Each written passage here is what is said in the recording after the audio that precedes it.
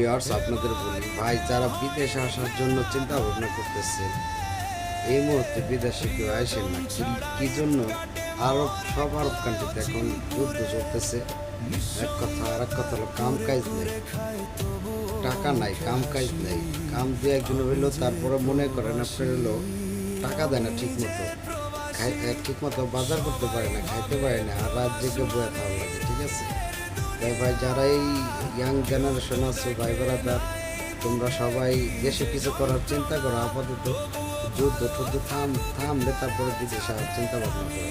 ভাই কাজ নাই, অনেক মানুষ না খায় থাকে। ঠিক আছে, আমি আপনাদের ভালোর জন্য বলি, আর আপনাদেরকে একটা অনুরোধ করি যে আমার চ্যানেলটা সাবস্ক্রাইব করে দিন, যাতে সবাই এই আমার কথাগুলো শুনতে পারে।